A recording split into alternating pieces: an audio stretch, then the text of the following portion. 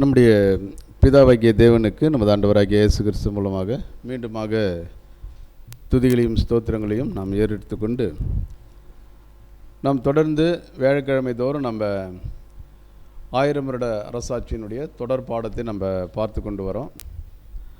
அநேக காரியங்களை குறித்து நம்ம சிந்தித்து கொண்டு வருகிறோம். அதில் பார்க்கும்போது குறிப்பாக நம்ம இயேசு கிறிஸ்துனுடைய வருகை, அவருடைய ராஜ்யம். இப்போ இயேசு கிறிஸ்துனுடைய அந்த ராஜ்யத்தினுடைய அந்த காலப்பகுதியில் தான் நம்ம என்ன பண்ணுறோம், இருக்கிறோம். அவருடைய வருகை வேறு அல்ல, அவருடைய வருகையும் ராஜ்யமும் ஒன்று அப்படின்ற ஒரு விசுவாசத்தில் நம்ம தெளிவான அநேக ஆதாரமான காரியங்களை என்ன பண்ணுறோம், நம்ம பார்த்து கொண்டு வரோம். அப்போ அதை தொடர்ந்து சகோதர அடித்தமாக நம்ம போன வாரத்திலேருந்து பார்க்கும்போது இந்த 1000 வருட அரசாட்சியின் தொடர் ஸ்டடியாக நம்ம எந்த ஒரு காரியத்தை நம்ம பார்க்குறோம் அப்படின்னு பார்த்திங்கன்னா, இந்த மேத்யூ சாப்டர் மத்தியாவில் 24ஆம் அதிகாரத்தை நம்ம என்ன பண்ணோம், பார்த்தோம். அப்போ மத்திய 24ஆம் அதிகாரத்தில் என்ன ஒரு விஷயத்தை அங்கே நம்ம பார்க்குறோம் அப்படின்னு பார்த்திங்கன்னா, இப்போ இயேசு கிறிஸ்து பார்க்கும்போது ஒரு இடத்துல என்ன பண்ணுறாரு, அமர்ந்து கொண்டிருக்கும்போது அங்கே சீஷர்கள் என்னதான் சொல்லக்கூடிய ஒரு விஷயம்.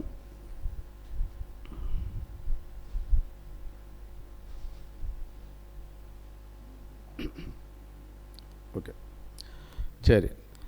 இப்போ அந்த இடத்துல சீஷர்கள் கேட்ட ஒரு கேள்வி என்ன அப்படின்னு பார்க்கும்போது, உம்முடைய வருகைக்கும் உலகத்தின் முடிவுக்கும் அடையாளம் என்ன அப்படின்ற ஒரு விஷயத்தை கேட்குறாங்க. அப்படின்னா அவங்க கேட்டது என்ன அப்படின்னு பார்க்கும்போது, அடையாளங்களே அல்ல. என்ன கேட்டாங்க, அடையாளம். அப்படின்னா இந்த உலகத்தினுடைய உம்முடைய வருகைக்கும் உலகத்தின் முடிவுக்கும் என்னது அடையாளத்தை எங்களுக்கு என்ன பண்ணுங்க, சொல்லுங்கள் அப்படின்னு சொல்லும்போது, இப்போ இயேசு கிறிஸ்து பார்க்கும்போது அநேக காரியங்களை என்ன பண்ணுறாரு, ஸ்டார்ட் பண்ணுறார். அப்படின்னா ஃபஸ்ட்டு எதை பற்றி அவர் பேசினா தெரியுங்களா, போன வாரம் பிரதர் கூட உங்களுக்கு என்ன பண்ணியிருப்பார், சொல்லியிருப்பார் இல்லைங்களா. போன வாரம் ஃபஸ்ட்டு எடுத்தோடனே இயேசு கிறிஸ்து அடையாளத்தை உடனே சொல்லிட்டாரா அப்படின்னா, எடுத்த உடனே என்ன பண்ணல, சொல்லலை. அப்படின்னா இந்த சுவிசேஷ யுகம், அப்படின்னா சுவிசேஷ யுகம் எப்போ ஸ்டார்ட் ஆகுது அப்படின்னு பார்க்கும்போது, சுவிசேஷ யுகம் எங்கேருந்து ஸ்டார்ட் ஆகுது, இயேசு கிறிஸ்துனுடைய மரணத்திலிருந்து என்னது எது ஸ்டார்ட் ஆகுது அப்படின்னு பார்க்கும்போது சுவிசேஷ யுகம் என்ன ஆகுது, தொடங்குது. அப்படின்னா அந்த சுவிசேஷ யுகத்தில் என்னென்ன விஷயங்கள் ஆரம்பத்தில் என்ன பண்ண போகுது, நடக்க போகுது அப்படின்றத என்ன பண்ணுறாருன்னா, படிப்படியாக அவங்களுக்கு என்ன பண்ணுறாரு, ஒவ்வொரு ஸ்டேஜ் பை ஸ்டேஜாக என்ன பண்ணுறாரு, ஸ்டெப் பை ஸ்டெப்பாக அங்கே இயேசு கிறிஸ்து சொல்லி கொண்டு வருகிற ஒரு விஷயத்தை தான் நம்ம என்ன பண்ணுறோன்னா நம்ம சிந்தித்தோம் நம்ம இல்லைங்களா. அதை தான் பார்க்கும்போது மத்திய 24ஆம் அதிகாரத்தில் நம்ம பார்த்த ஒரு காரியம். அதில் குறிப்பாக பார்க்கும்போது என்ன ஒரு விஷயத்தை அங்கே எந்த ஒரு 24ஆம் அதிகாரத்தில் 1லேருந்து எத்தனை பார்த்தோம், 4 வசனங்கள் பார்த்தோமா. சரி, என்ன அப்படின்னு பார்க்கும்போது இன்ட்ரொடக்ஷன் கிளாஸு, அடுத்து பார்க்கும்போது ஃபஸ்ட் பார்ட்டு, இதை பார்க்கும்போது சகோதரர் என்ன பண்ணாருன்னா, போன வாரம் உங்களுக்கு என்ன பண்ணார், சேர்த்து சுருக்கமாக என்ன பண்ணாருங்க கொடுத்ததை நம்ம பார்த்தோம். அப்போ அதில் முக்கியமான ஒரு காரியம் என்ன அப்படின்னு பார்க்கும்போது, ஃபஸ்ட்டு உலகத்தில் நடக்கக்கூடிய விஷயங்களை குறித்து அங்கே என்ன பண்ணுறாரு, சொல்கிறார். யார் அப்படின்னு பார்க்கும்போது நமது ஆண்டவராகிய இயேசு கிறிஸ்து. அப்போ இந்த மத்திய 24ஆம் அதிகாரம் ஏன் ரொம்ப முக்கியத்துவம் வாய்ந்தது அப்படின்னு பார்க்கும்போது, இது ஒரு தீர்க்க தரிசனம் இல்லைங்களா. அப்போ முழுவதுமாக பார்க்கும்போது இந்த 24ஆம் அதிகாரம் முழுவதுமே பார்க்கும்போது இயேசு கிறிஸ்து தன்னுடைய வாயினால் என்னது சொன்ன வார்த்தைகள். அப்போ அதில் அவர் சொல்லும்போது என்ன சொல்கிறாருன்னா, ஃபஸ்ட்டு ஆரம்பிக்கிறார் சுவிசேஷ யுகத்தில் முதல்ல பார்க்கும்போது உலகத்துக்கு நடக்கக்கூடிய காரியம். அப்படின்னா உலகத்தில் என்ன நடக்கும் அப்படின்னு சொல்லும்போது ஃபஸ்ட்டு என்ன ஒரு விஷயத்த சொல்கிறாரு, ஒருவரும் உங்களை வஞ்சியாதபடி எப்படி இருங்க, நீங்கள் எச்சரிக்கையாக இருங்க. ஏன்,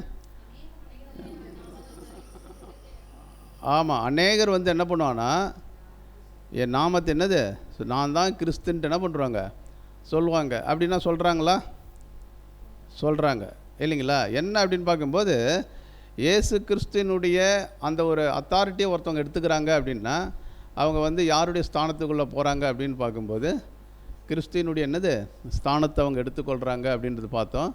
அடுத்தது என்ன ஒரு விஷயத்தை நம்ம பார்த்தோம் அதில், சரி, அடுத்தது என்ன ஒரு விஷயம் சொல்கிறேன்னா, யுத்தங்கள் இல்லைங்களா. அதுக்கப்புறம் பார்த்திங்கன்னா பஞ்சம், கொள்ளை நோய், அதுக்கப்புறம் ஆமாம் பூமி எதிர்ச்சிகள், இல்லைங்களா? இந்த ஒரு விஷயத்தெல்லாம் இயேசு கிறிஸ்து சொல்கிறார். இதெல்லாம் எங்கே நடக்கக்கூடிய விஷயங்கள்? சுவிசேஷ யுகத்தில் நடக்கக்கூடிய காரியங்கள். இது குறிப்பாக வந்து பார்க்கும்போது உலகத்தில் அப்படின்னு சொல்லும்போது உலக ஜனங்களுக்கு நடக்கக்கூடிய ஒரு காரியம் அப்படின்னா அதான் சொல்கிறார். இதெல்லாம் வந்து பார்க்கும்போது வேதனைக்கு ஆரம்பம். அப்படின்னா இது வேதனைக்கு ஆரம்பம்னா யாருக்கு இது வேதனைக்கு ஆரம்பம் அப்படின்னு பார்க்கும்போது யாருக்கு வேதனைக்கு ஆரம்பம்?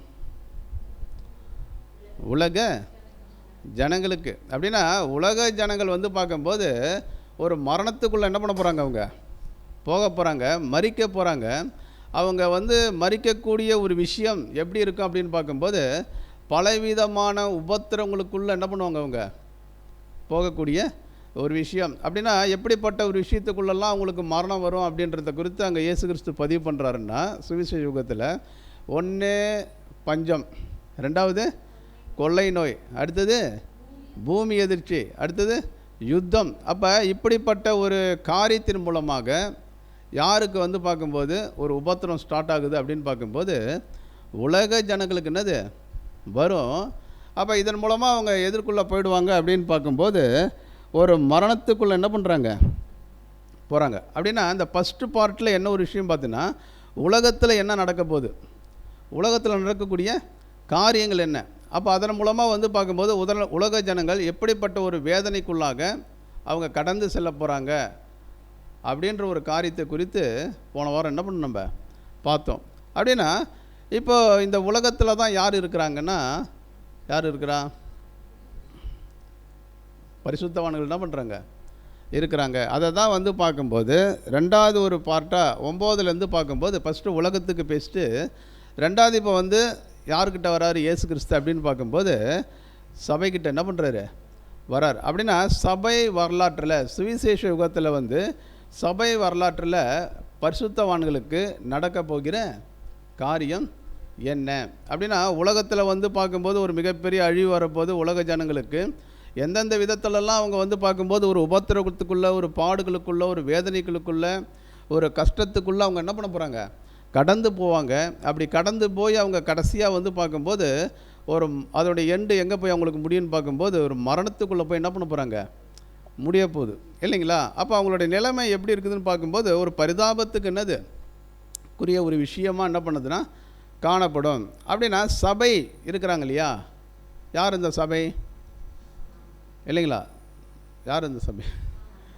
சரி, யாரெல்லாம் என்ன பண்ணுறாங்கன்னா அர்ப்பணித்திருக்கிறாங்களோ, தேவனுடைய சித்தத்தை செய்ய அர்ப்பணித்திருக்கிறாங்களோ அவங்க எல்லாருமே யார் தான்? ஆவினால் ஜெனிப்பிக்கப்பட்ட அத்தனை பேரும் யார் தான் அப்படின்னு பார்க்கும்போது சபை. அப்படின்னா இந்த சபைக்கு வந்து பார்க்கும்போது சுவிசேஷ யுகத்தில் என்ன நடக்க போகுது? இப்போ பாருங்கள், உலக ஜனங்கள் மரிக்க போகிறாங்க இல்லைங்களா? இப்போ அதே மாதிரி வந்து பார்க்கும்போது பரிசுத்தவான்களுக்கும் அப்படிப்பட்ட ஒரு மரணம் வருமா?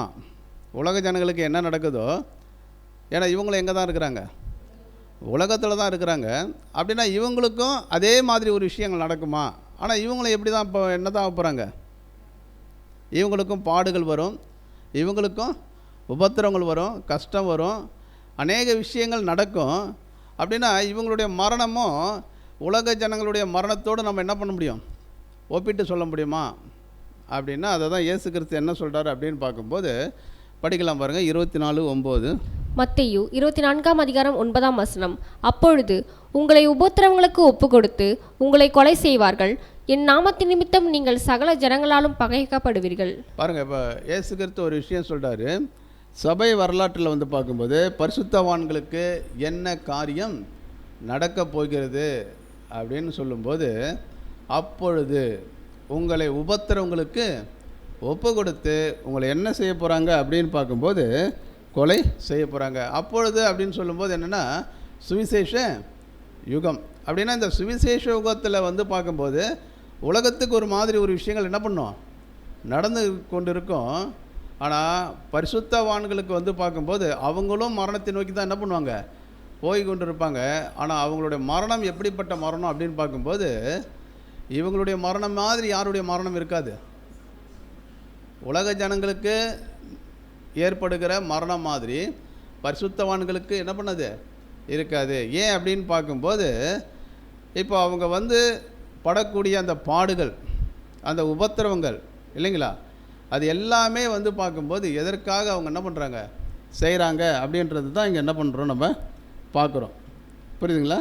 சரி, அப்போ இந்த இடத்துல வந்து பார்க்கும்போது ஒரு விஷயத்தை வந்து நம்ம தெளிவாக நம்ம என்ன பண்ணுறோன்னா புரிஞ்சுக்கிறோம். உலக ஜனங்களுக்கு நடக்கிற மாதிரி யாருக்கு அந்த ஒரு மரணம் என்ன பண்ணுது, வராது அப்படின்னா சபை மக்களுக்கு வராது. ஏன் அப்படின்னு பார்க்கும்போது, இப்போ உலக ஜனங்கள் வந்து பார்க்கும்போது படக்கூடிய பாடுகள் எப்படிப்பட்டது நம்ம என்ன பண்ணுறோம் பார்க்குறோம். அப்படின்னா இவங்க வந்து உபத்திரப்படுறாங்க இல்லையா, இவங்களை வந்து எல்லாரும் என்ன பண்ணுறாங்க, பகைக்கிறாங்க.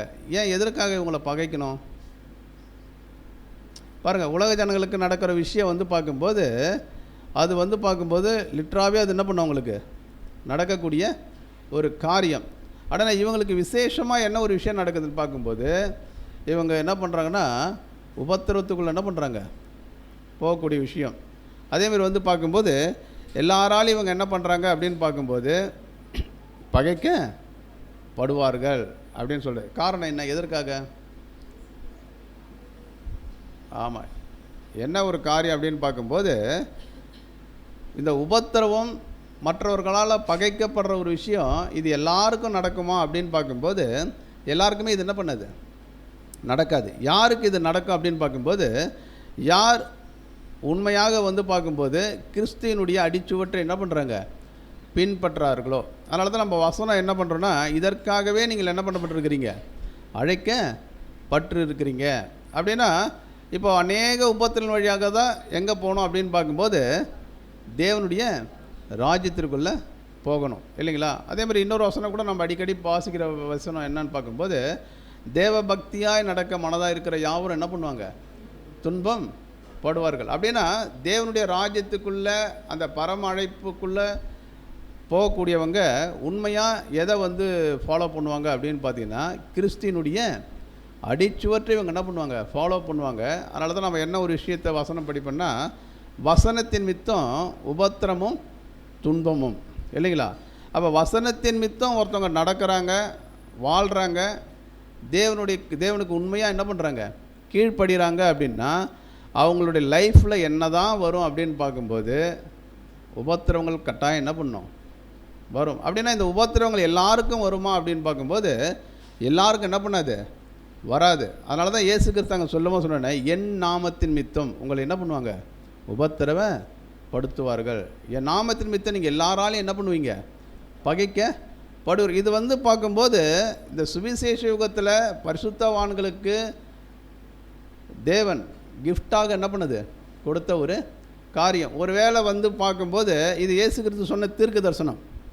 இது ஒருத்தவங்களுடைய ஒரு பரிசுத்தவான்களுடைய லைஃப்பில் இந்த ஒரு விஷயம் வந்து நடக்கலைன்னு வச்சிங்க, எது, அவங்க வந்து யாராலையும் என்ன பண்ணப்படலை, பகைக்கப்படலை, அவங்களுக்கு எந்த விதமான உபத்திரம் என்ன பண்ணல, வரலை அப்படின்னா இப்போ அவங்க வந்து கிறிஸ்துவனுடைய அடிச்சுவற்றை உண்மையாக ஃபாலோ பண்ணுறாங்க அப்படின்னு சொல்ல முடியுமா?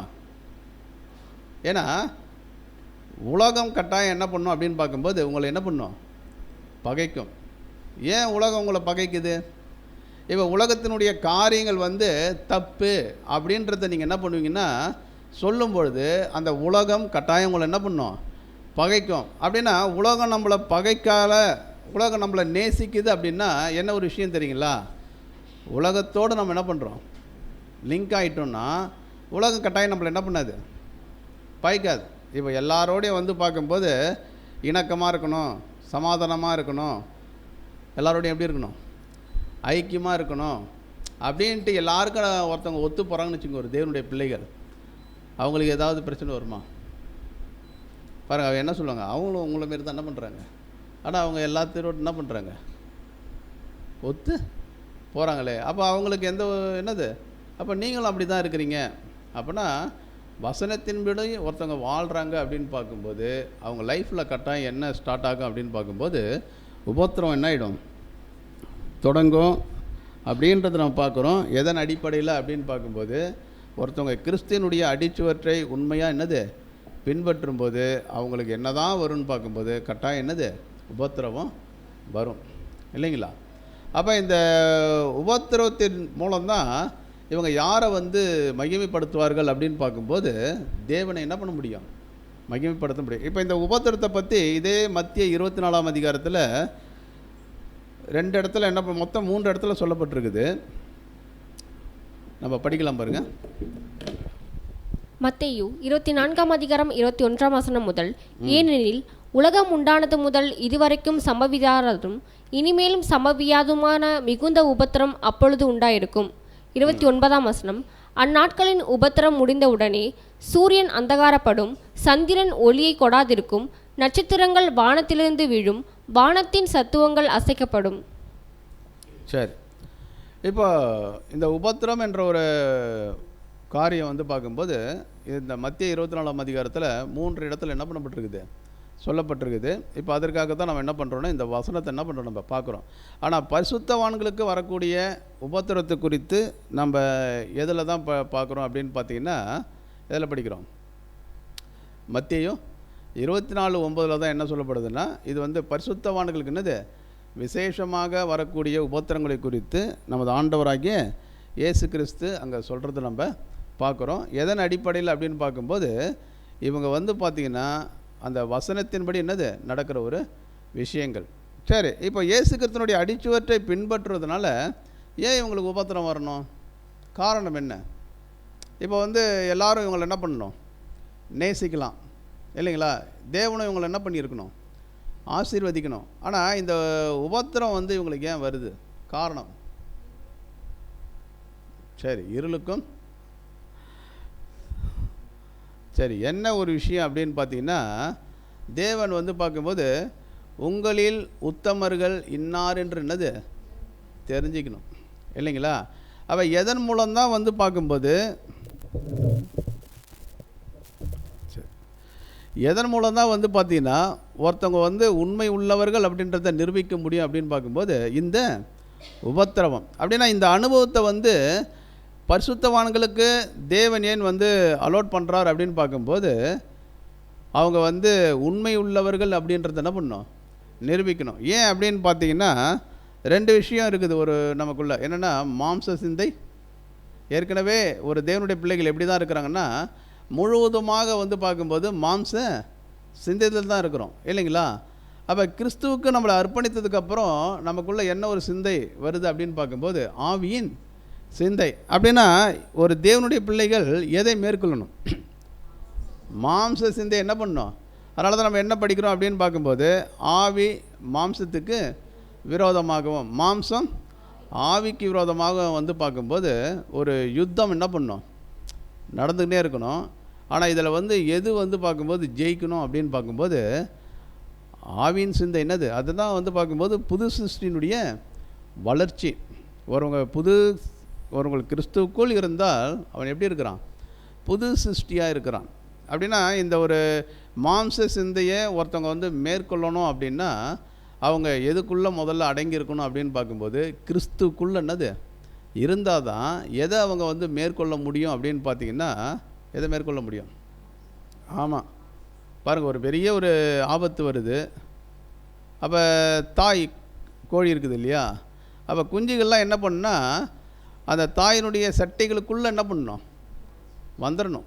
இல்லைனா வந்து பார்க்கும்போது இப்போ அந்த குஞ்சுகள் என்ன ஆகிடும்னா வந்து பார்க்கும்போது இரையாயிடும் அப்படின்னு பார்க்குறோம். அதேமாதிரி வந்து பார்க்கும்போது ஒருத்தவங்க கிறிஸ்துவுக்குள்ளே என்னது இருக்கும் பொழுது அவருக்கு உட்பட்டு நடக்கும் பொழுது அவங்க என்ன பண்ணப்படுவாங்க அப்படின்னு பார்க்கும்போது இந்த ஒரு ஆவியின் சிந்தையில் என்ன பண்ணுவாங்க? வளருவாங்க இல்லைங்களா? அப்போ எதுக்காக தான் வந்து பார்க்கும்போது இந்த ஒரு அனுபவம் அவங்களுக்கு தேவன் கொடுக்குறாரு அப்படின்னு பார்த்தீங்கன்னா அவங்க வந்து புது சிருஷ்டியாக என்ன பண்ணணும்? கிறிஸ்துவின் சாயலில் அவங்க வளரணும். அதான் இந்த உபத்திரம் தான் என்ன பண்ணும் தெரியுங்களா? அவங்கள வந்து தனியாக என்ன பண்ணால் பிரிக்கும் இல்லைங்களா? இப்போ ஒரு கிறிஸ்துவுக்குள்ளே வந்து பார்க்கும்போது இயேசு கிறிஸ்துவை ஏற்றுக்கொண்டு அநேகர் இருந்தாலும் எது வந்து பார்க்கும்போது அவங்கள பிரிக்குது அப்படின்னு பார்த்தீங்கன்னா எது பிரிக்குது?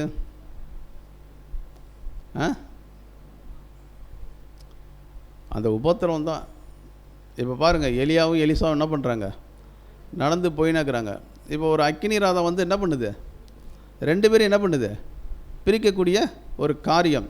அதேமாரி வந்து பார்க்கும்போது இந்த உபத்திரவம் ஒருத்தவங்களுக்கு வரும்போது வசனத்தின் நிமித்தம் துன்பங்கள் பாடுகள் வரும்போது இப்போ ஒரு பரிசுத்தவான்கள் எப்படி இருப்பாங்க அப்படின்னு பார்க்கும்போது நிற்பாங்க, தேவனுக்காக என்ன பண்ணுவாங்க, நிற்பாங்க. அதனால தான் நம்ம என்ன சொல்கிறோம் அப்படின்னு பார்க்கும்போது வசனம் பவுல் சொல்கிற மாதிரி கிறிஸ்தியனுக்கு ஜீவன் சாவியனுக்கு ஆதாயம் இல்லைங்களா. அப்படின்னா கிறிஸ்தியனுக்கு ஜீவன். அப்போ கிறிஸ்தியனுக்கு ஜீவனாக இருக்கணும்னு என்ன பண்ணுறோம், இப்போ நம்ம வந்து உயிரோடு இருக்கணும்னா என்ன பண்ணுறோம், சாப்பிட்றோம் 3 நாளைக்கு 3 வேளை இல்லைங்களா. அதேமாரி வந்து பார்க்கும்போது கிறிஸ்து நமக்கு ஜீவனாக இருக்கணும்னா என்ன பண்ணணும், ஆவிக்குரிய உணவை என்ன பண்ணணும், நம்ம உட்கொள்ளணும். அப்போ இதை நம்ம உட்கொள்ளாமல் ஒரு பரிசுத்தவான்கள் கிறிஸ்தியனுக்கு ஜீவன்ட்டு என்ன பண்ண முடியாது, சொல்ல முடியாது இல்லைங்களா. அப்போ அந்த சாவு ஒரு ஆதாயம் அப்படின்போது அவங்க வந்து பார்க்கும்போது அந்த ஒரு மரிக்கக்கூடிய ஒரு விஷயம். அப்படின்னா இந்த ஒரு பூமியில் அவங்க வந்து பார்க்கும்போது தங்களை கிறிஸ்துவுக்காக மரிக்கிறதுக்கு என்ன பண்ணுறாங்க, ஒப்பு கொடுக்குறாங்க. அப்படின்னா அதற்குரிய பலன் அவங்க என்ன பண்ண போகிறாங்க அப்படின்னு பார்க்கும்போது பெற்றுக்கொள்ள போகிறாங்க அப்படின்றத நம்ம என்ன பண்ணுறோம், நம்ம பார்க்குறோம். இதை கூட நம்ம படிக்கும்போது இன்னொரு வசனம் கூட நம்ம படிக்கலாம் பாருங்கள். மத்திய 24ஆம் அதிகாரம் 21வது வசனம் ஏற்கனவே படிச்சிட்டோம் இல்லைங்களா. சரி, அடுத்த வசனம் படிக்கலாம் பாருங்கள். 24:10. மத்தேயு 24ஆம் அதிகாரம் 10ஆம் வசனம். அப்பொழுது அநேகர் இடரடைந்து ஒருவரையொருவர் காட்டி கொடுத்து ஒருவரையொருவர் பகைப்பார்கள். சரி, ரெண்டாவது விஷயத்தை என்ன சொல்கிறாரு அப்படின்னு பார்க்கும்போது இந்த மாதிரி வந்து பார்த்தீங்கன்னா தேவனுடைய பிள்ளைகளுக்கு என் நாமத்தின் மித்தம் அவங்களுக்கு உபத்திரம் வரும், அநேகரால் அவங்க என்ன பண்ணுவாங்க, பகைக்கப்படுவாங்க. இந்த மாதிரி ஒரு சுச்சுவேஷனில் என்ன நடக்கும் அப்படின்னு பார்த்தீங்கன்னா இதெல்லாம் எங்கே தான் நடக்கும், சுவிசேஷ யுகம் இல்லைங்களா. இந்த சுவிசேஷ யுகத்தில் நடக்கிற ஒரு விஷயத்தை தான் என்ன பண்ணுறாருன்னா இயேசு கிறிஸ்து என்ன பண்ணுறாரு, சொல்லின்னு வர்றாரு. அப்போ சொல்லும் போது என்ன சொல்கிறாரு அப்படின்னு பார்க்கும்போது அநேகர் இடரல் அடைந்து ஒருவரை ஒருவர் என்ன பண்ணுவாங்க, காட்டி கொடுத்து ஒருவரை ஒருவர் என்ன பண்ணுவாங்க, பகைப்பார்கள் இல்லைங்களா. அப்போ இந்த ஒரு உபத்திரவம் தேவனுடைய பிள்ளைகளுக்கு வந்து பார்க்கும்போது எந்த ஒரு காலப்பகுதியிலேருந்து ஸ்டார்ட் ஆகுது தெரியுங்களா, உபத்திரவம். இப்போ வந்து பார்க்கும்போது 7 காலப்பகுதி இருக்குன்னு சொல்கிறோம். சபை 7 காலப்பகுதியில் சபை இருக்குது இல்லைங்களா.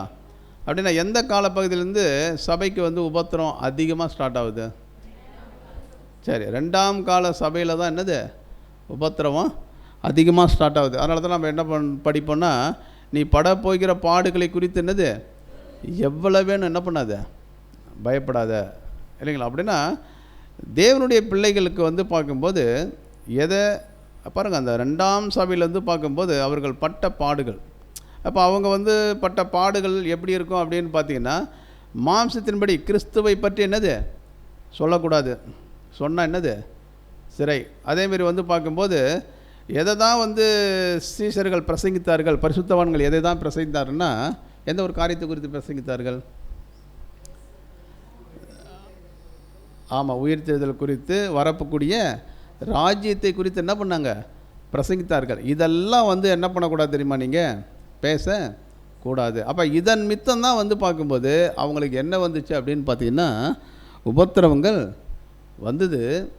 அப்போ இந்த ஒரு டைமில் வந்து பார்க்கும்போது அவங்க பலவிதமான ஒரு அதான் கொலை செய்வார்கள், நாமத்தின் மித்தம் என்ன பண்ணுவீங்க, கொலை செய்வார்கள். அப்போ இந்த மாதிரி ஒரு சுச்சுவேஷனில் என்ன நடக்கும்னா அநேகர் இடரல் அடைந்து, அநேகர் என்ன பண்ணுவாங்க, இடரல் அடைவார்கள் இல்லைங்களா. அப்படின்னா ஒரு வசனம் நம்ம படிப்போம், என்ன வசனம் அப்படின்னு பார்த்தீங்கன்னா அநேகர் விசுவாசமாக்கிய கப்பலை என்ன பண்ணாங்க, சேதப்படுத்தினார்கள். அப்படின்னா இந்த ஒரு கிறிஸ்துவுக்குள்ளே வந்ததுக்கப்புறம் நம்மளுடைய லைஃப் என்னது நல்லா இருக்கும், ஆசீர்வாதமாக இருக்கும், ரொம்ப எப்படி இருக்கலாம், சந்தோஷமாக இருக்கும், எந்த விதமான பிரச்சனை என்னது இருக்காது.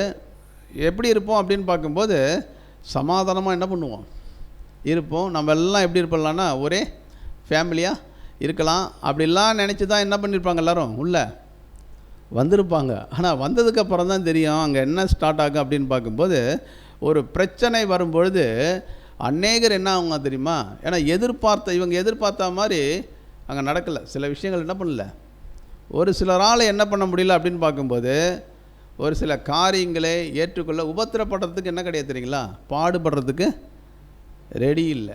அப்படி ரெடி இல்லாதவங்க என்ன பண்ணுவாங்க அப்படின்னு பார்க்கும்போது இடரல் அடையக்கூடிய விஷயங்கள். அப்படின்னா இவங்களும் இடரல் அடைவாங்க, மற்றவர்களே என்ன பண்ணுவாங்க அப்படின்னு பார்க்கும்போது இடரல் அடையக்கூடிய காரியங்கள் அங்கே என்ன பண்ணணும்னா நடக்கும். அப்படின்னா இந்த ஒரு விஷயம் வந்து பார்க்கும்போது நடந்தது, லிட்டராகவே யாருக்கு நடந்ததுன்னு பார்க்கும்போது நமது ஆண்டவராகிய இயேசு கிறிஸ்துவுக்கு நடந்து நம்ம பார்க்குறோம். இப்போ இயேசு கிறிஸ்துவோடு இருந்தாங்க இல்லையா, யார்? 12 சீஷர்கள். அப்போ இயேசு கிறிஸ்துவோடு அந்த ஒரு 3 வருஷம் அவங்க வந்து பிரயாணம் பண்ணும்போது ரொம்ப சந்தோஷமாக இருந்தாங்க. அப்போ இவர் கூட போனால் என்ன கிடைக்குது? நமக்கு நல்லா சாப்பாடு கிடைக்குது இல்லைங்களா, அற்புதம் பாருங்க, ஒரு மரியாதை கிடைக்குது. இவங்களுக்கு வந்து பார்க்கும்போது ரொம்ப ஒரு சந்தோஷம். யாருக்கு அப்படின்னு பார்க்கும்போது சீஷர்கள். அதே இயேசு கிறிஸ்துக்கு வந்து பார்க்கும்போது பிரச்சனை வரும்போது பார்த்திங்கன்னா அநேகர் இருந்து என்ன பண்ணுறாங்க, அவங்க பார்த்திங்கன்னா ஒருத்தன் கூட என்ன பண்ணலாங்க இல்லை, எல்லாரும் என்ன பண்ணிட்டாங்கன்னா இயேசு கிறிஸ்துவை தனியாக விட்டுட்டு என்ன பண்ணிட்டாங்க, ஓடிட்டாங்க. ஏன்னா சந்தோஷமாக இருக்கும்போது எல்லாரும் எப்படி இருந்தாங்க தெரியுமா, கூட இருந்தாங்க. ஆனால் ஒரு பிரச்சனைன்னு வரும்போது இயேசு கிறிஸ்துவுக்கு எல்லாரும் என்ன பண்ணிட்டாங்க. இதுதான் வந்து பார்க்கும்போது சுவிசேஷ யுகத்தில் பரிசுத்தவான்களுக்கு நடக்கக்கூடிய ஒரு காரியம். ஒருத்தவங்க வந்து வசனத்துக்கு கீழ்ப்பட்டு சத்தியத்துக்காக அவங்க வந்து நிற்கும் பொழுது அவங்க தைரியமாக நிற்பாங்க. அவங்க எப்படி இருப்பாங்க? தைரியமாக கிறிஸ்துவுக்காக என்ன பண்ணுவாங்க, நிற்பாங்க. அப்படி நிற்கும் பொழுது இப்போ அநேகர் கூட இருப்பாங்க. ஆனால் ஒரு பிரச்சனைன்னு வரும்போது பார்க்கும்போது தனியாக விட்டுட்டு என்ன பண்ணுறாங்க, அந்த டைமில் வந்து பார்க்கும்போது கூட யாருமே இருக்க மாட்டாங்க. ஏன் வந்து மற்றவங்களாம் ஓடுறாங்கன்னு பார்க்கும்போது அந்த அளவுக்கு என்ன இல்லை தெரியுங்களா? ஆமாம், என்னென்னா கிறிஸ்துவுக்காக மரிக்கணும், சத்தியத்துக்காக வாழணும் அப்படின்னா அதுக்கெல்லாம் என்ன வேணும் தெரியுங்களா? என்ன வேணும்? வைராக்கியம். என்னது? ஏசு கிறிஸ்துக்குள்ளே இருந்துச்சு இல்லையா? என்ன இருந்தது? ஒரு வைராக்கியம், பக்தி வைராக்கியம். அந்த வைராக்கியம் அவருக்கு என்ன பண்ணுதுன்னா, என் பிதாவே வீட்டை குறித்து தானே பக்தி வைராக்கியம். ஆமாம், பச்சுது. அப்படியே நெருப்பு அப்படியே கொழுந்து விட்டு யாருக்கு எரிஞ்சுதான்? இயேசு கிறிஸ்துவுக்கு எரிஞ்சுது இல்லைங்களா? அதனால தான் சவுக்கு என்ன பண்ணிட்டார், இயேசு கிறிஸ்து எடுத்துட்டார் இல்லைங்களா? அப்போ சவுக்கு எடுக்கிறதுனா உண்மையான சத்தியத்தில் நிற்கும் பொழுது சில அநியாயங்கள், வசனத்துக்கு மாறான சில விஷயங்கள் சபையிலேயோ மற்ற இடங்களிலேயோ நடக்கும்பொழுது அதை பார்த்துன்னு ஒரு தேவனுடைய பிள்ளைகள் எப்படி இருக்க மாட்டாங்க தெரியுங்களா? சும்மா இருக்க மாட்டாங்க, கேட்பாங்க. அப்போ கேட்கும்போது என்ன ஆகும் தெரியுங்களா? மற்றவர்கள் பகைப்பார்கள். வெளியில் இருந்தெல்லாம் நிறைய பேர்லாம் பகைக்க வேண்டிய அவசியம் என்னது கிடையாது. சத்தியத்தை அறிந்த தேவனுடைய பிள்ளைகளே சில விஷயம் அவங்களுக்கு சாதகமாக இல்லைன்னு தெரியும் போது அப்படியே என்ன பண்ணுவாங்க தெரியுமா? பகைக்கக்கூடிய ஒரு காரியங்கள் நடக்கும் அப்படின்றது தான் அங்கே நம்ம பார்க்குறோம். அதனால தான் வசனம் சொல்லுது, அநேகர் என்ன பண்ணுவாங்கன்னா இடரல் அடைந்து ஒருவர் என்ன பண்ணுவாங்களாம், காட்டி கொடுப்பார்கள். அப்படின்னா இந்த காட்டி கொடுக்குற ஒரு விஷயம் யாரை காட்டி கொடுத்தது பாருங்க. யூதாஸ் இயேசு கிறிஸ்துவை என்ன பண்ணார், காட்டி கொடுத்தார். காரணம் என்ன? ஏன் காட்டி கொடுத்தாரு? ஆமாம், இயேசுக்கு இவர் வந்து யூதாஸ் வந்து எதுக்குள்ளே போயிட்டார் தெரியுங்களா? உலகத்துக்குள்ளே என்ன பண்ணிட்டார், போயிட்டார். பண ஆசை, உலகத்தால் வரக்கூடிய அதிகாரங்கள் இல்லைங்களா, மேன்மை, இது மேலெல்லாம் வந்து பார்க்கும்போது ஒரு இழுப்பு யாருக்குள்ளே வந்துடுது அப்படின்னு பார்க்கும்போது யூதாஸ்க்கு என்னது வந்துடுது. அதனால தான் என்ன பண்ணிட்டான்னு பார்க்கும்போது யாரை காட்டி கொடுத்தார் அங்கன்னு பார்க்கும்போது கிறிஸ்துவை என்ன பண்ணுறாரு, காட்டி கொடுக்குறாரு. இதில் இன்னொரு விஷயம் என்னென்னு பார்க்கும்போது இப்போ யூதாஸுக்கு வந்து இயேசு கிறிஸ்து மேலே அன்பு இருந்திருக்குமா? அன்பு இருந்திருக்குமா? சரி, உண்மையான அன்பு இருக்கிறவங்க காட்டி கொடுப்பாங்களா? அப்படின்னா என்ன ஒரு விஷயம் இல்லை தெரியுங்களா? என்ன இல்லை, இந்த காட்டி கொடுக்குறவங்கள்ட்ட கிறிஸ்துவனுடைய அன்பு உண்மையாக என்ன பண்ணாது, உண்மையான அவங்க என்ன பண்ண மாட்டாங்க, அன்பு காட்ட உண்மையான அன்பு இருக்காது.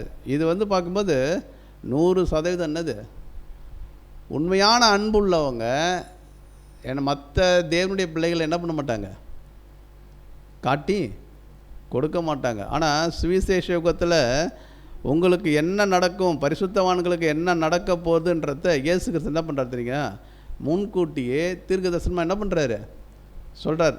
அப்படின்னா இது சுவிசேஷ யுகத்தில் நடக்கும். இப்போ நம்ம லைஃப்பில் நடக்குமா அந்தமாரி?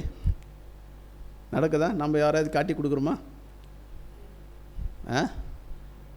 சரி, நமக்கு ஒரு பிரச்சனை நடந்திருக்கும், யாரோ நமக்கு ஏதாவது என்ன பண்ணியிருப்பாங்க, ஆப்போசிட்டாக பேசியிருப்பாங்க.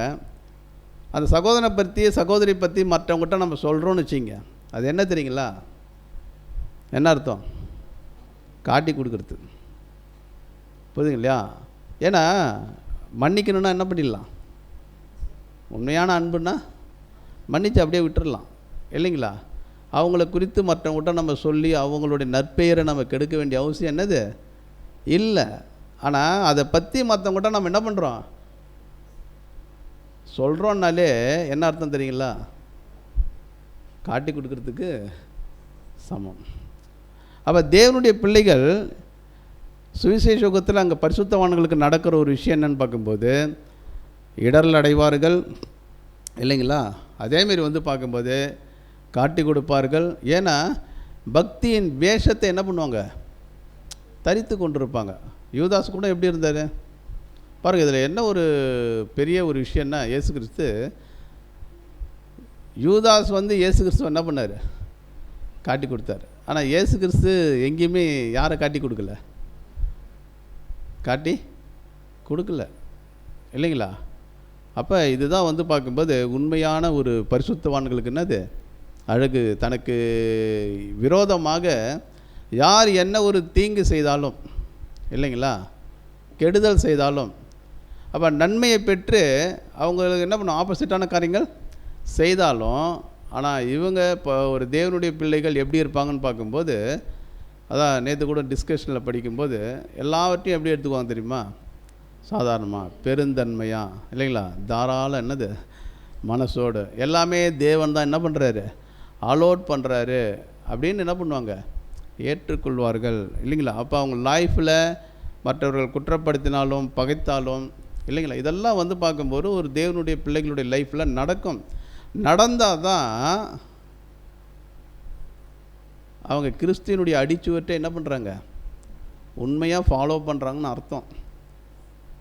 ஒரு வேளை இப்படிலாம் நடக்கும் பொழுது புலமின்னு இருக்கிறான்னு வச்சுங்க, என்ன ஆண்டவர் உண்மை நம்பி நான் என்ன பண்ணேன் வந்தேன், என் லைஃப்பில் என்னது இப்படிலாம் நடக்குதே அப்படின்னு புலம்புனாங்கன்னா இவங்களுடைய விசுவாசத்தை தேவன் கனப்படுத்துவாரா? இல்லைங்களா? அப்போ என்ன ஒரு விஷயத்தை நம்ம தெளிவாக புரிஞ்சுக்கணும் அப்படின்னு பார்க்கும்போது, இதெல்லாம் நடக்கும், இதெல்லாம் நடக்காதுன்ட்டு இயேசு கிறிஸ்து எங்கேயுமே என்ன பண்ணல, சொல்லலை இல்லைங்களா? அதனால தான் இயேசு கிறிஸ்து ஒரு இடத்துல சொல்லும்போது எப்படி சொல்கிறாரு அப்படின்னு பார்க்கும்போது, இப்போது வீட்டு எஜமானியே என்னன்னு சொல்கிறாங்க, ஆமாம் பிசாசு பிடிச்சவன் பிசாசுகளின் தலைவன் என்று சொன்னால் உங்களை சொல்கிறதுக்கு என்னது இல்லை. ஏன்னா குருவை காட்டிலும் என்னது சீஷன் என்னது பெரியவன்லாம் கிடையாது இல்லைங்களா? அப்போ குருவுக்கு என்ன மரியாதை கொடுக்குறாங்களோ, குருவுக்கு அதை காட்டிலும் மோசமாக தான் என்ன பண்ணுவாங்க, யாரை டீல் பண்ணுவாங்க, சீஷர்களை டீல் பண்ணுவாங்க இல்லைங்களா? அப்போ இதை ஒரு தேவனுடைய பிள்ளைகள் சரியாக புரிஞ்சுக்கணும். அது இயேசு கிறிஸ்துவனுடைய லைஃப்பில் நடந்தது, அதே விஷயங்கள் யாருடைய லைஃப்லையும் நடக்கும் அப்படின்னு பார்த்தீங்கன்னா ஒரு பரிசுத்தவான்களுடைய லைஃப்பில் என்ன பண்ணும், நடக்கும் அப்படின்றத குறித்து இயேசு கிறிஸ்து அங்கே முன்கூட்டி என்னது சொல்கிறத நம்ம பார்க்குறோம். அப்போ இந்த மாதிரி ஒரு விஷயங்கள் நடக்கும் அப்படின்னு சொல்லிட்டு அடுத்தது இயேசு கிறிஸ்து வேறு ஒரு சாப்டருக்குள்ளே என்ன பண்ணுறாரு போகிறார். என்ன சொல்கிறாரு அப்படின்னு பார்த்தீங்கன்னா 11வது வசனம் படிங்க. மத்தேயு 24ஆம் அதிகாரம் 11ஆம் வசனம். அநேக கள்ள தீர்க்கதரிசிகளும் எழும்பி அநேகரை வஞ்சிப்பார்கள். சரி, அநேக கள்ளத்தில், அப்போ இந்த மாதிரி ஒரு சுச்சுவேஷன் போய்கொண்டு இருக்கும்போது என்ன நடக்கும் அப்படின்னு பார்க்கும்போது, அநேக கள்ள தீர்க்கதரிசிகள் எழும்பி அநேகரை என்ன பண்ணுவாங்க, வஞ்சிப்பார்கள். அப்படின்னா இந்த கள்ள தீர்க்கதரிசிகள் இவங்கெல்லாம் யார்? சரி, இப்போ வந்து பார்த்திங்கன்னா இந்த போப் மார்ப்பம் அப்படின்னு சொல்கிறோம் இல்லையா, சபைக்கு உபத்திரவமே எப்போ இருந்து அதிகமாக வந்தது அப்படின்னு பார்க்கும்போது, இப்போது எப்போ போப் மார்க்கம் அதிகமாக என்னது தலையெடுக்க ஆரம்பித்தார்களோ, அதனால தான் என்ன ஒரு விஷயம் சொல்லுவாங்கன்னா, இந்த கிபி 539, இந்த 539 என்ன ஒரு விசேஷம், என்ன ஒரு விசேஷம் இல்லை, இந்த போப்புக்கு ஒரு நேம் கொடுப்பாங்க, பாண்டிமேக்ஸ் மேக்சிமிஸ். இவர் வந்து பார்க்கும்போது மதத்துக்கெல்லாம் என்னது இவர் தலைவர் அப்படின்ற ஒரு மேன்மையான ஒரு ஸ்தானத்தை இவர் கொடுக்க ஆரம்பித்ததுக்கப்புறம் தான் உண்மையான தேவனுடைய பிள்ளைகளுக்கு வந்து பார்க்கும்போது உபத்திரவங்கள் அதிகமாக என்னது ஸ்டார்ட் ஆச்சு. அப்போ எது வரைக்கும் அந்த உபத்திரம் அவங்களுக்கு தொடர்ந்து கொண்டு இருந்துச்சுன்னு பார்க்கும்போது 1799 வருடம் பார்த்திங்கன்னா அந்த ஒரு உபத்திரம் என்ன ஆயிடுச்சுன்னா அது கடந்தது அப்படின்றத நம்ம பார்க்குறோம். அப்போ இந்த இடத்துல வந்து பார்க்கும்போது அந்த அநேக கள்ள தீர்க்கதரிசிகள் எழும்பி அநேகர் என்ன பண்ணுவாங்க, வஞ்சிப்பார்கள். அப்படின்னா இந்த கள்ள தீர்க்கதரிசிகள் இங்கே யாரை அடையாளப்படுத்தும் அப்படின்னு பார்க்கும்போது ஏற்கனவே வந்து பார்த்திங்கன்னா போப் மார்க்கம் அவங்கள என்ன சொல்லப்பட்டிருக்குன்னு பார்க்கும்போது வேசி இல்லைங்களா.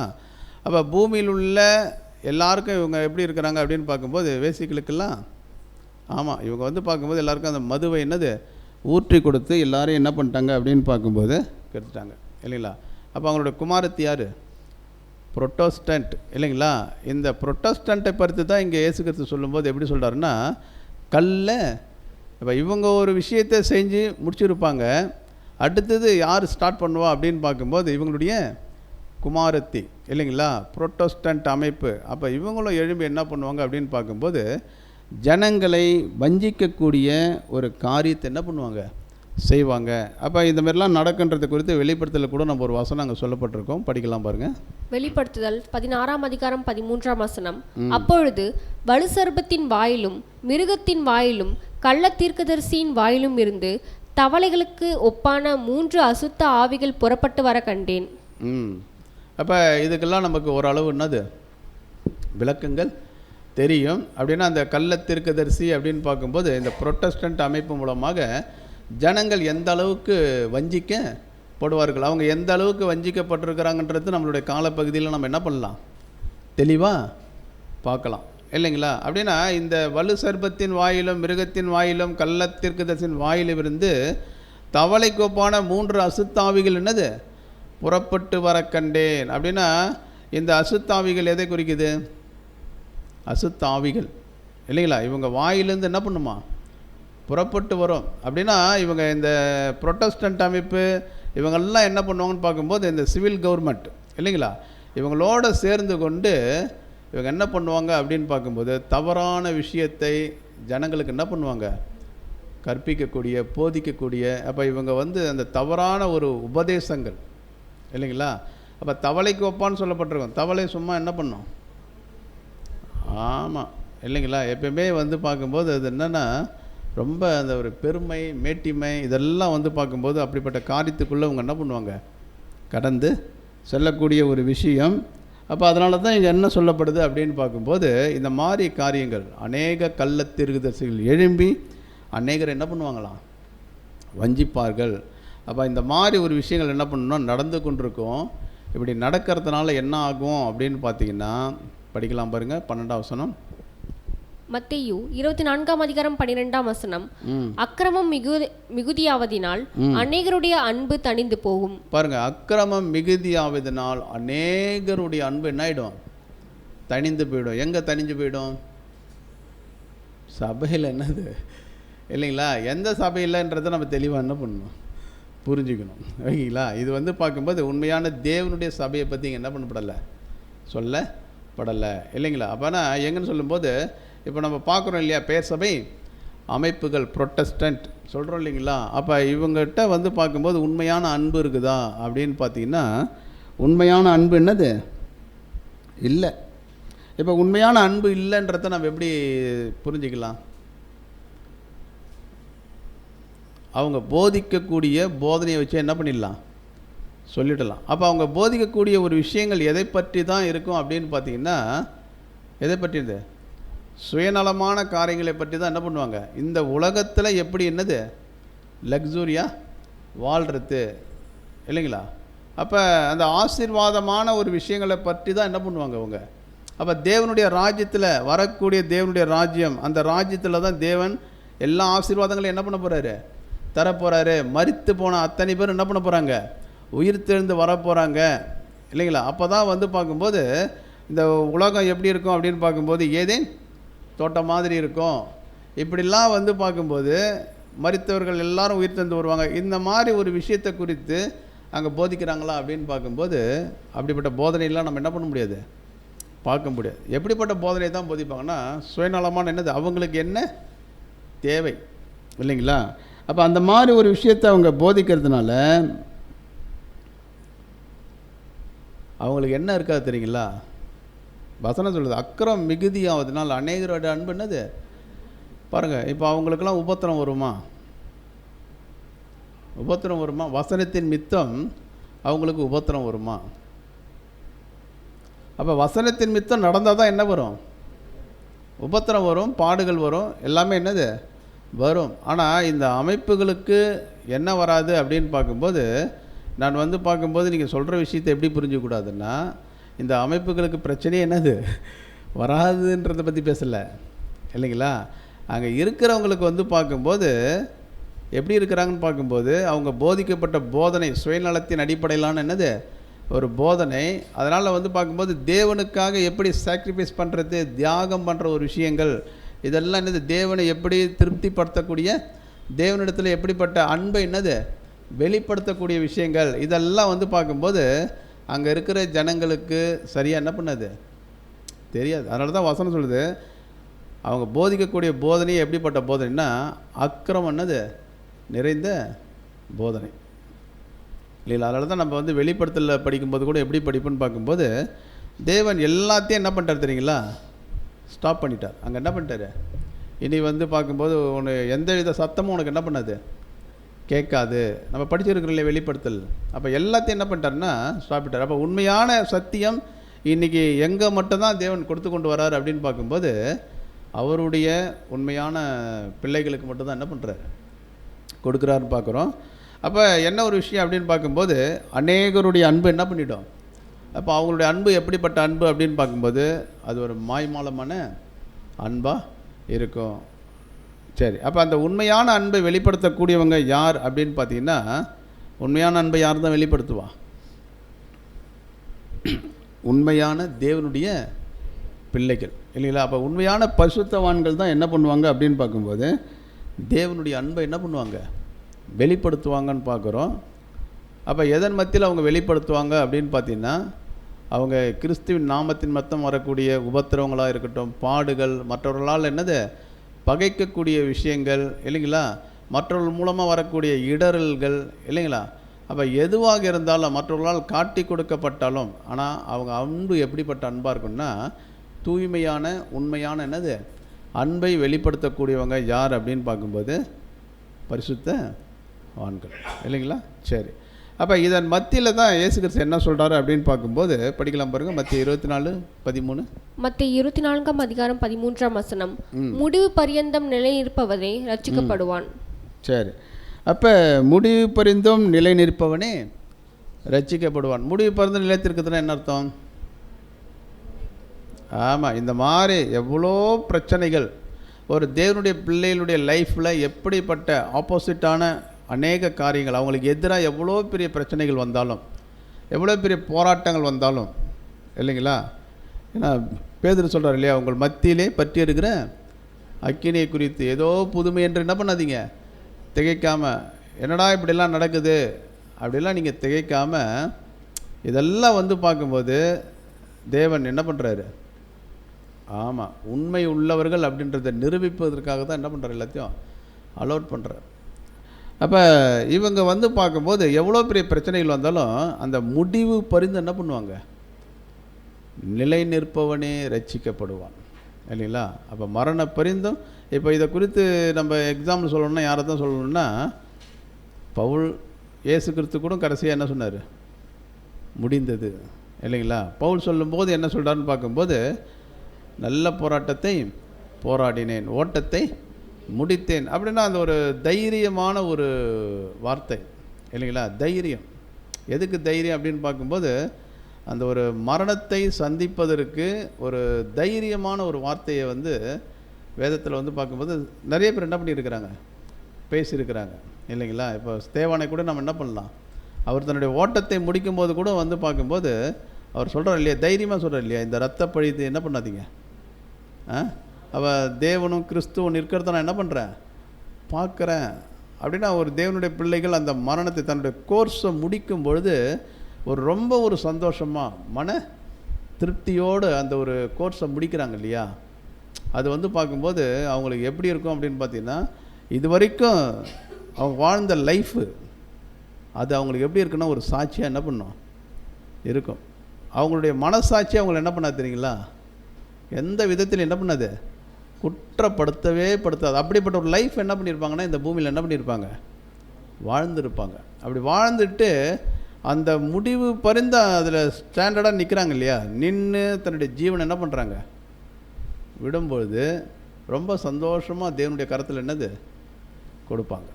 அப்போ அதை தான் சொல்கிறாரு, முடிவு பொறுத்து நிலைத்திருப்போன்னு என்னது ரட்சிக்கப்படுவான் அப்படின்னு சொல்லிட்டு அடுத்தது என்ன ஒரு விஷயத்தை ஸ்டார்ட் பண்ணுறாருன்னா மத்தேயு 24:14 படிக்கலாம். மத்தேயு 24:14 ராஜ்யத்தினுடைய இந்த சுவிசேஷம் பூலோகமெங்கும் உள்ள சகல ஜாதிகளுக்கும் சாட்சியாக பிரசங்கிக்கப்படும், அப்பொழுது முடிவு வரும். சரி, அப்போ ராஜ்யத்தின் இந்த சுவிசேஷம் பூலோகம் உள்ள சகல ஜாதிகளுக்கும் எப்படி பிரசங்கிக்கப்படும்னா சாட்சியாக பிரசங்கிக்கப்படும். அப்போ என்ன ஒரு விஷயத்தை நம்ம புரிஞ்சுக்கலாம் அப்படின்னு பார்க்கும்போது இந்த வசனத்தில் பாருங்கள், இப்போ இந்த சுவிசேஷத்தை தடுக்கிறதுக்காக எவ்வளோ பெரிய ராஜ்யங்கள்லாம் என்ன பண்ணியிருக்குது, எழும்பியிருக்குது. இப்போ பரிசுத்தவான்கள் என்ன பண்ணியிருக்கிறாங்க அப்படின்னு பார்க்கும்போது ஒடுக்கி இருக்கிறாங்க. இதை பற்றி நீங்கள் என்ன பண்ணக்கூடாது, பேசக்கூடாது. இந்த ராஜ்யத்தினுடைய சுவிசேஷத்தை குறித்து நீங்கள் என்ன பண்ணக்கூடாது, பேசக்கூடாது. இப்படிலாம் வந்து என்ன பண்ணியிருக்கிறான்னு பார்க்கும்போது அநேக தடைகளை போட்டிருக்கிறாங்க. அவங்கள வந்து பார்க்கும்போது உபத்திரப்படுத்தியிருக்கிறாங்க, அடிச்சிருக்கிறாங்க. ஆனால் எதுவுமே எதை தடை பண்ண முடியல தெரியுங்களா, சுவிசேஷத்தை என்ன பண்ண முடியல தெரியுங்களா, தடை பண்ணவே முடியல இல்லைங்களா. அப்போ அந்த ராஜ்யத்தினுடைய சுவிசேஷம் அது என்ன, இப்போ இயேசுக்கு சொன்னார் இல்லையா, பூலோகம் எங்கும் உள்ள சகல ஜாதிகளுக்கும் என்ன பண்ணப்படும், பிரசங்கிக்கப்படும். அப்படி பிரசங்கிக்கப்பட்டுச்சா பாருங்கள், ஒரு காலகட்டம் வரைக்கும் பார்த்தீங்கன்னா போப் மார்க் என்ன பண்ணாங்க தெரியுங்களா, கண்ட்ரோல் பண்ணி வச்சுருந்தாங்க. பைபிளே யாரும் என்ன பண்ணக்கூடாது, படிக்கக்கூடாதெல்லாம் கண்ட்ரோல் பண்ணி வச்சுருந்தாங்க. ஆனால் அதுக்கப்புறம் பார்த்தீங்கன்னா இந்த ஃப்ரெஞ்சு புரட்சி வந்தது இல்லையா,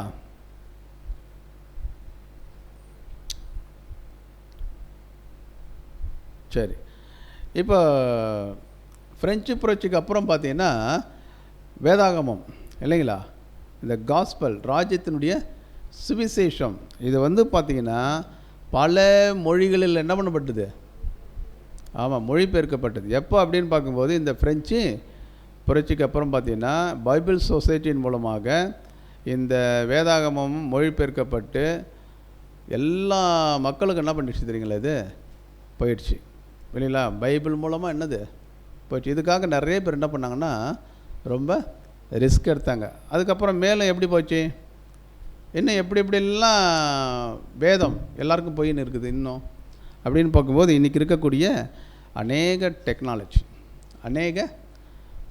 அப்போ இவ்வளோ டெக்னாலஜி மூலமாக வந்து பார்க்கும்போது இன்றைக்கி பைபிள் வார்த்தைகள் தேவனுடைய ராஜ்யத்தினுடைய சுவிசேஷம் எல்லாருக்கும் போய் என்ன ஆயிடுச்சு, சேர்ந்துடுத்து.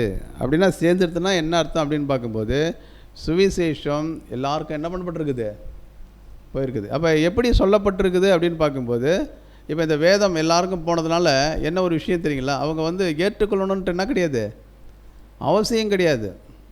என்ன ஒரு விஷயம் அப்படின்னு பார்க்கும்போது இவ்வளோ பெரிய உபத்திரவங்கள் நடக்குது, இவ்வளோ பெரிய இந்த உலகத்துக்கு மிகப்பெரிய என்னது உபத்திரம் வரப்போகுது, மரணம் நடந்து கொண்டிருக்குது. ஆனால் இதன் மத்தியில் வந்து பார்க்கும்போது தேவனுடைய ராஜ்யம் இன்னும் கொஞ்சம் நாள் என்ன பண்ண போகுது, ஸ்தாபிக்கப்பட போகுது. அப்போ எல்லாரும் என்ன பண்ண போகிறாங்கன்னா இழந்த யாவற்றையும் என்ன பண்ண போகிறாங்க, பெற்றுக்கொள்ள போகிறாங்க இல்லைங்களா.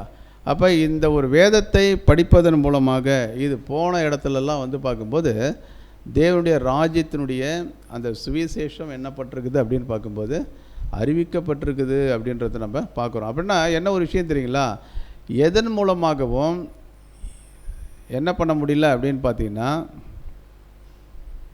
என்ன பண்ண முடியல, ராஜ்யத்தினுடைய சுவிசேஷத்தை தடுக்க முடியல அப்படின்றத நம்ம பார்க்குறோம். ஓகேங்களா. அதை தான் என்ன சொல்லப்படுதுன்னா ராஜ்யத்தினுடைய இந்த சுவிசேஷம் பூலோகம் எங்கும் உள்ள சகல ஜாதிகளுக்கும் சாட்சியாக பிரசங்கிக்கப்படும்.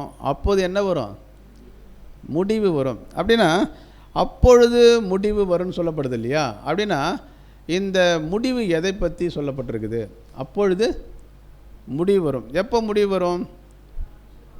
ஆமாம், சாட்சியாக பிரசங்கிக்கப்படும். அப்போது என்ன வந்துடுமா? முடிவு வரும். அப்படின்னா இந்த முடிவுன்றது வந்து பார்க்கும்போது எதை சொல்லலாம்? முடிவு என்பது இங்கே சொல்லப்பட்டிருக்கிற முடிவு என்றது வந்து பார்க்கும்போது எதனுடைய முடிவு? பாருங்கள், இப்போ சுவிசேஷம் என்னது ஸ்டார்ட் ஆயிடுச்சு. சுவிசேஷம் என்ன ஆக போகுது?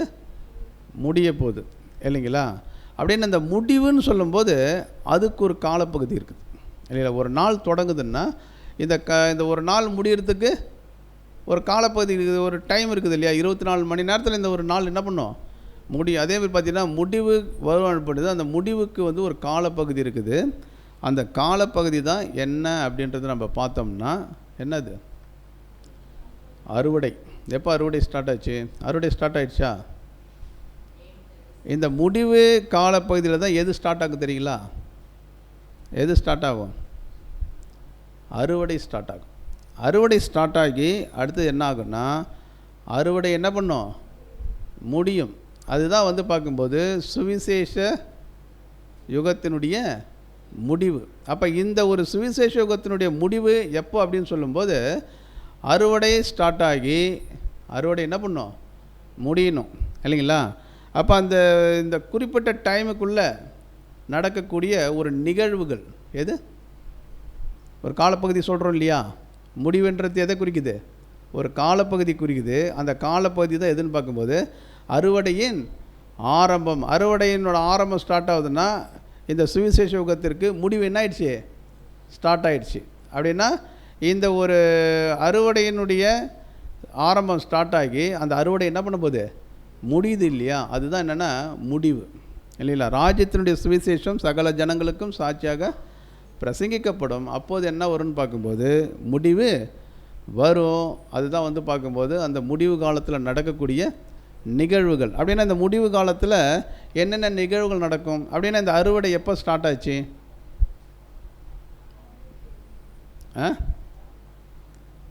இந்த அறுவடை எப்போ ஸ்டார்ட் ஆச்சு? சரி, எப்போ ஸ்டார்ட் ஆச்சு அப்படின்னு பார்த்தீங்கன்னா இயேசு கிறிஸ்து 2ஆம் வருகையில் என்னது வந்த பிறகு தான் எது ஸ்டார்ட் ஆச்சு? அவர் வரும்போதே எதோட வராரு? அருவாளோடு என்ன பண்ணுறாரு? வரார். அவர் வந்து தான் என்ன பண்ணுறாருன்னா அறுவடை என்ன பண்ணுறாரு? ஸ்டார்ட் பண்ணுறாரு. அதுக்கு முன்னாடி அறுவடை ஸ்டார்ட் ஆச்சா? இல்லை. இப்போ அவர் வந்து தான் என்ன பண்ணுறாருன்னா அறுவடையை ஸ்டார்ட் பண்ணுறார். அப்படின்னா இயேசு கிறிஸ்து எப்போ வந்தார்? எப்போ வந்தார்? 1874 இல்லைங்களா? அப்போ இயேசு கிறிஸ்துனுடைய 2ஆம் வருகையில் தான் எது ஸ்டார்ட் ஆகுதுன்னா இந்த சுவிசேஷ யுகத்தினுடைய முடிவு என்ன பண்ணுது? ஸ்டார்ட் ஆகுது. அதுதான் வந்து பார்க்கும்போது அறுவடையின் ஆரம்பம். அந்த அறுவடையின் ஆரம்பம் எங்கே போய் முடியுதோ எப்போ முடியும்? எப்போ முடியும்? சுவிசேஷ யுகம் எப்போ முடியும்? சரி இல்லைங்களா? ஆமாம். அப்போ சுவிசேஷ யுகம் என்ன ஆகும்? கம்ப்ளீட் ஆக போகுது. மகா உபத்திரத்தில் என்ன ஆக போகுது? கம்ப்ளீட்டு ஆக போகுது. சரி, அதுக்கு முன்னாடியே வந்து பார்க்கும்போது அந்த அறுவடை என்ன ஆகிடும்? 1,44,000 பேர் அறுவடை என்ன ஆகிடும்? முடிஞ்சிடும். அப்படின்னா இயேசு கிறிஸ்து எப்போ வந்து அந்த அறுவடையை ஸ்டார்ட் பண்ணாருன்னா 1874 ஓகேங்களா? அப்போ அதை தான் அங்கே என்ன சொல்லப்படுதுன்னா என்ன சொல்லப்பட்டது? அப்பொழுது முடிவு வரும். அப்போ முடிவு அப்படின்றது அந்த என்ன சொல்லப்படுதுன்னா அது ஒரு காலப்பகுதி என்ன பண்ணுது? குறிக்குது. எந்த காலப்பகுதின்னு பார்க்கும்போது இந்த சுவிசேஷ யுகத்தினுடைய அறுவடையின் காலப்பகுதி. இந்த அறுவடையின் காலப்பகுதி ஸ்டார்ட் ஆகி ஒரு டைம் என்ன பண்ண போகுது? ஒரு காலப்பகுதியில் முடியும். அதுதான் வந்து பார்க்கும்போது முடிவை பற்றி அங்கே என்ன பண்ணப்பட்டிருக்குது? சொல்லப்பட்டிருக்குது அப்படின்றது நான் பார்க்குறோம். அப்போ இது வரைக்கும் நம்ம என்ன பார்த்தோம்?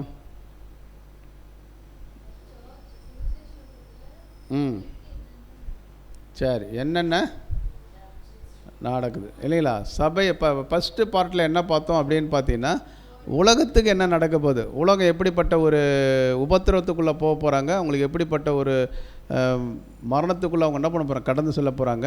அப்போ உலகத்துக்கு நடக்கக்கூடிய அதே ஒரு விஷயம் பரிசுத்தவான்களுக்கும் நடக்குதா அப்படின்னு பார்க்கும்போது இவங்களும் மரணத்துக்குள்ளே போகிறாங்க. ஆனால் இவங்களுடைய மரணம் எப்படிப்பட்ட மரணம் அப்படின்னு பார்க்கும்போது, இப்போ கிறிஸ்தினுடைய அடிச்சுவற்று என்னது உண்மையாய் பின்பற்றி அதன் மூலமாக அவங்க என்ன பண்ணுவாங்கன்னா அந்த ஒரு மரணத்துக்குள்ள என்னது போவாங்க. அந்த மரணத்தை பற்றி தான் நம்ம எப்படி படிப்புன்னு பார்க்கும்போது, பரிசுத்தவான்களுடைய மரணம் அவர் பார்வைக்கு என்னது ஆமாம் பிரியமானது இல்லைங்களா? அப்போ அந்த ஒரு விஷயத்தை அப்படிப்பட்ட ஒரு மரணத்துக்குள்ளே தான் யார் போவாங்கன்னு பார்க்கும்போது பரிசுத்தவான்கள் போவாங்க. அப்படின்னா இந்த சுவிசேஷ யுகத்தில் நடக்கிற ஒரு விஷயத்தில் என்னென்ன காரியங்கள் நடக்கும், கள்ள கிறிஸ்துகள் கள்ள தீர்க்கதரிசிகள்லாம் எழும்பி என்னென்னலாம் என்னது செய்வாங்க. அப்போ அந்த அமைப்புகள்லாம் எதை அடையாளப்படுத்தும் அப்படின்ற ஒரு காரியத்தில் நம்ம பார்த்தோம்.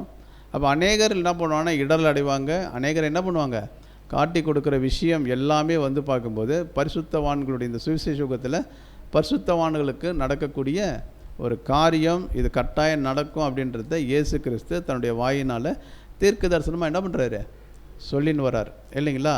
அவள் எது நடந்தாலும் எதை தடை பண்ண முடியாது அப்படின்னு பார்த்தீங்கன்னா ராஜ்யத்தினுடைய சுவிசேஷத்தை என்ன பண்ண முடியாது தடை பண்ண முடியாது அப்படின்ற ஒரு விஷயத்தை சொல்லிவிட்டு அடுத்தது ஒரு விஷயத்தை ஸ்டார்ட் பண்ணுறாரு. அது ரொம்ப முக்கியமான ஒரு விஷயம்.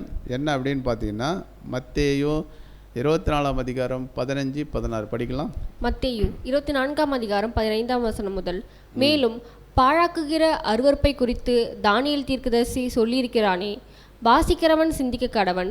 நீங்கள் அதை பரிசுத்த ஸ்தலத்தில் நிற்க காணும்போது யூதேயாவில் இருக்கிறவர்கள் மலைகளுக்கு ஓடி போக கடவர்கள். பாங்க அடுத்தது எதுக்குள்ளே போயிட்டாருன்னா பாழாக்கும் அருவருப்பு. தானியேல் என்ன பண்ணியிருக்கிறாரு சொல்கிறார். அதை சொல்லும்போது தேவனுடைய பிள்ளைகள் எங்கே நிற்கிறாங்க அப்படின்னு பார்க்கும்போது பரிசுத்த ஸ்தலத்தில் இருக்கிறாங்க. அப்படி நீங்கள் நிற்கிறத பார்க்கும்போது எங்கே ஓடி போயிடுங்க, மலை யூதியாவில் இருக்கிறவர்கள் மலைகளுக்கா சரி. அப்போ இதை குறித்து நம்ம என்ன பண்ண போகிறோம் அப்படின்னு பார்த்தீங்கன்னா நெக்ஸ்ட் என்ன பண்ண போகிறோம் வாரம் பார்க்க போகிறோம். தேவனுக்கு சித்தமானால் நம்ம பார்க்கலாம். பொறுமையோடு கேட்டவங்களை தேவன் தாமே ஆசீர்வதிப்பார்கள்.